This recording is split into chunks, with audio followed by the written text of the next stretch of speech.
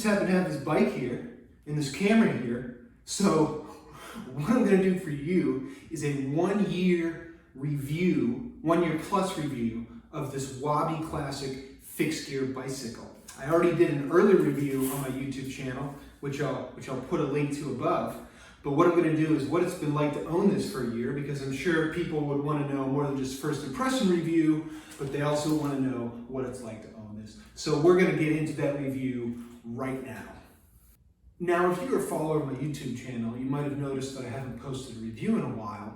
And the reason for that is I started to search for a home. I've decided to try to buy a home because, you know, the end of my lease is coming up, and every year I think about it. And this year I'm actually going to do it. But unfortunately, the year I decided to do it is one of the craziest years in real estate in the United States of America. It's freaking nuts out there. I don't know what I'm thinking, but I just want a home. I just want to get one. I just want a place to live. And everything's insane. But I don't want to go into that too much. So let's focus on the bicycle right now, because I need to make a YouTube video to put my mind on something else. So what I've got here for you is the Wabi Classic fixed gear bicycle.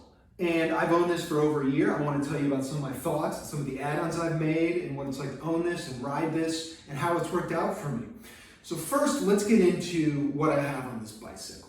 So I have basically the stock Wabi Classic with, I really didn't do too many, I don't think I did any upgrades whatsoever.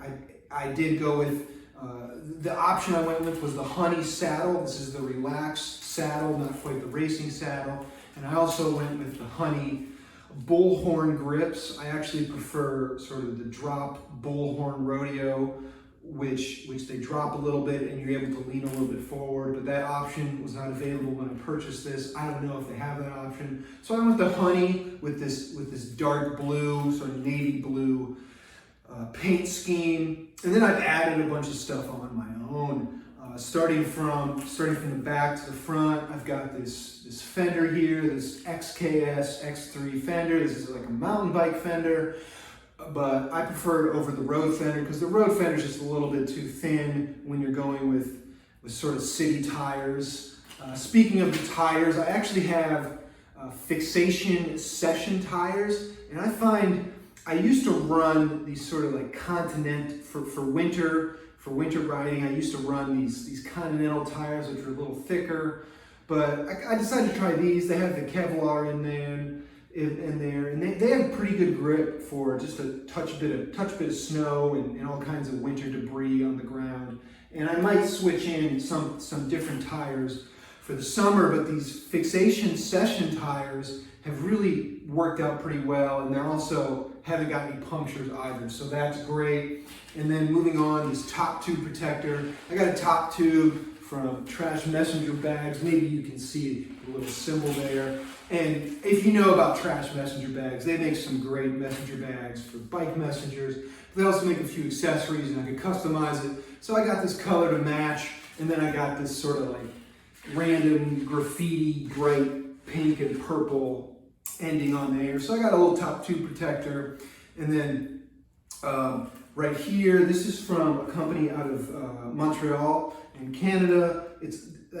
I'm probably going to butcher the pronunciation, but the company is Atwater Atelier, and that word atelier is just sort of like a craftsman specialist shop sort of deal. And they got this little pouch here that I can throw like keys and wallet and phone in there real quick if I'm going around town for a quick trip. And I also got a little bottom tube protector so I could attach it to the tube here, the bottom tube, without scratching it up. And it also protects any sort of mud and debris coming from the front tire.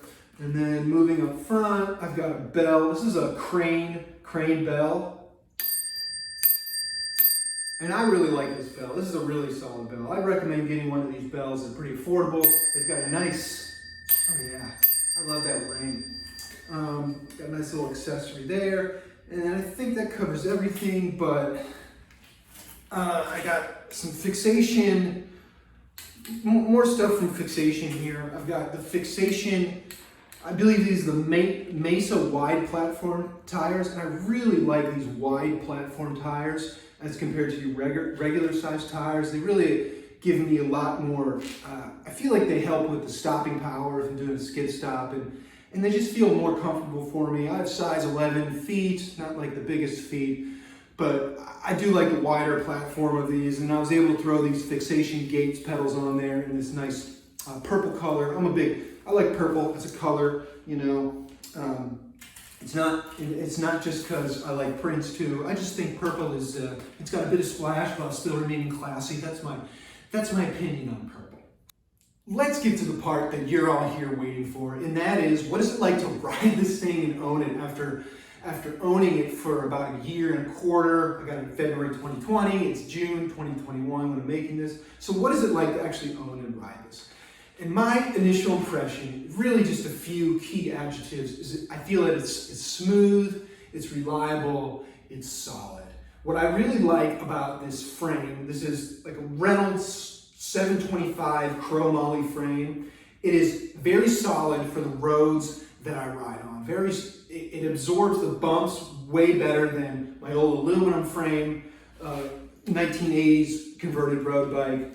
And it just feels so much better when riding on the type of roads that I encounter around here.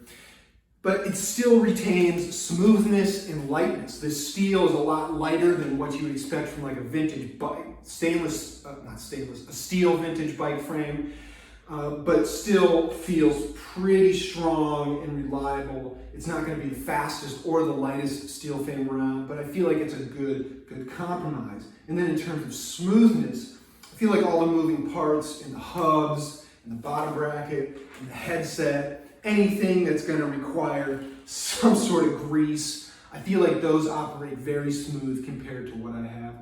And it's expected with the part set on this, it's like a middle-of-the-road parts on a lot of stuff. It's not going to be like your highest end, your lightest things, but it's also not going to be sort of your cheapest, most unreliable stuff that you're going to have to replace after a year. And that's why I got this, because I feel like I can buy it and not have to feel like I wanted to replace anything. There's some things I don't like I wasn't crazy about the stock pedals. I'm not crazy about these bullhorn handlebars, but I still feel like they're good, they're quality, and I'm still using them. So I've just been happy about that reliability aspect, is that I'm able to use this bike and not feel like I have to replace anything on it as I would if I got something from like Bikes Direct. I'm sure if I got something from Bikes Direct, there'd be some things I want to upgrade or things that would break after a little bit. So I've been really happy with that aspect of this bicycle. Now, another thing about ownership, how's it holding up? How's the reliability? I feel like it's holding up pretty good. I didn't really ride it throughout the winter because, COVID hit. I typically would bike commute almost every day, but with COVID hit, I was only going to the office. I wasn't going for a while, but then I started going once a week or so. And it's been pretty reliable for the limited riding I've been doing. It's just been a lot more joy rides, recreational rides, and then the commuting and errand runs I'm doing. So I'm not riding it every day. I'm probably only riding it 1 to 3 times a week now. And so it's not as much as I used to. There's days I just kind of don't even leave the house, like I'm sure a lot of other people during the COVID pandemic. But I'm pretty happy with reliability. I'm not really seeing much rust, even though it's got the steel frame. A lot of the component parts are aluminum wheels. And so it's been able to hold off the rust. Now, I don't think I'd ride it all the way through the winter. I think I need to get myself a winter beater, because that salt, the salt that they put on the roads, at least in my part of the country, it's just going to eat anything up. You can't stop it. It doesn't matter how much you clean your bike. The salt on the roads is just going to eat the crap out of your bike. But so far, in my conditions, which hasn't been heavy winter riding, it's been reliable, it's been smooth, and it's been solid. And I have been happy with my owner experience of the Wabi Classic, and I'm happy I got it compared to my converted vintage fixed gear bike. I feel like it's worth the money. The price has gone up since I bought this, like everything else it seems these days. And I'm happy with what I paid. I don't know if I'm crazy about the new price increases, but from what I paid, I'm happy I got it compared to what I was riding previously. Like anything else we own for extended period of time, we start to notice a few things that might grind our gears a little bit. No pun intended. Yeah, it's a fixed gear pun, blah, blah, blah. So let me just talk a little bit about a couple of things that I'm not the craziest about. I think one of them was the handlebar choices and the brake choices. Like, I prefer bullhorn handlebars with bar end brakes, and that really wasn't an option when I purchased this. I think you can get bar end brakes from Wabi now, but that wasn't available when I got this. And I don't think the drop bullhorn handlebars are available. So I like the drop style with bar end brakes, and I can install some myself, but I haven't felt like it. And then the other thing I wasn't crazy about was just the stock gear ratio, 46/18. It's a pretty easy cruising gear ratio. I would like a few more options in terms of cogs available, but that's something you can upgrade on your own if you want to, if you're a fixed gear enthusiast. And then the one thing that also has bothered me a little bit is I feel like the paint job is a tad fragile. I feel like it scratches and chips and marks a little easily. That's kind of why I have so many tube protectors. I got a top tube protector, I got this short one on the bottom tube here. So I do feel like it's been scratching, showing marks, chipping a little easily. But part of that might be because my previous bike, I got the paint upgraded at an auto parts store. So I took everything off, I stripped everything off the bike, took the frame in, and I said, I want you to put your auto paint on this. And it was a super solid paint job. I mean, it was very solid. And I was really happy with that paint job because they built it for like custom, they do it to like custom car parts. And so they're gonna have a pretty high protective coating on there for road debris and heat and all that stuff that cars go through. So I had a pretty good paint job on my old bike. So maybe I was spoiled with my old paint job, and this is just sort of your typical bicycle paint job, and I had too many expectations. But as I said, it's showing a little wear and tear easier than I like. But that's going to happen on any bike that you're going to be trying to use on an everyday basis. This isn't some glamour bike that I only take out for joy rides. I do use it for a lot of utility stuff when I can. So those are just a few of my gripes with the bike, but overall, I've been pretty happy with my experience with owning and riding this bike. All right, folks, thanks for tuning in. That was just my thoughts after owning the Wabi Classic for 1 year and what it's been like, and I needed to make this YouTube video to put my mind on something else besides, trying to find a house in this stupid housing market, stupid crazy housing market.